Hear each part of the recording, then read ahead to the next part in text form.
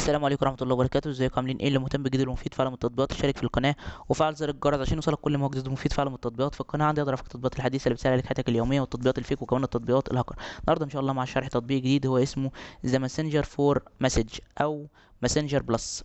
التطبيق ده مساحته 16 ميجا، محمله اكتر من 10 مليون شخص. التطبيق ده عبارة عن واجهة تانية من تطبيق الماسنجر المستخدم عند الناس كلها، بس يعتبر حاجة اخف شويه زي التليجرام كده، ما هو بيبقى منزل كذا نسخه من التطبيق التليجرام.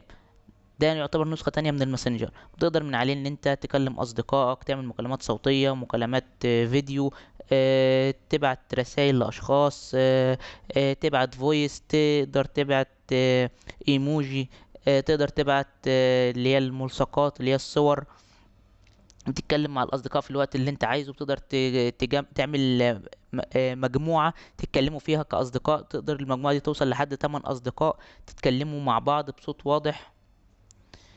تقدر كمان ان انت تحط التطبيق ده يعني تربطه بالفيسبوك زي برضو الماسنجر العادي جدا. مشكلة التطبيق ده ان هو اول حاجة التطبيق ده بيتضمن معاك اعلاناته كتير جدا، بالاضافة لانه التطبيق في بعض الاحيان ما بيشتغلش، او مش ما بيشتغلش، ما بيجيلكش رمز التحقق على طول. مشاكل تاني في التطبيق ساعات بتلاقيه تقيل معاك، مش راضي يحمل، بيحتاج منك تحديثات كتير، ممكن كل يومين تلاقيه طالب تحديث، فاستهلاك انترنت برضو عالي. فيعتبر مشاكل التطبيق ده مشاكله اكتر من ايجابياته، او الحاجات السلبية بتاعته اكتر من الحاجات الايجابية بتاعته. لذلك التطبيق واخد تقييم حوالي 3 نجوم و8 من 10. فده من ضمن التطبيقات اللي انا مبرشحش الناس ان هي تحملها.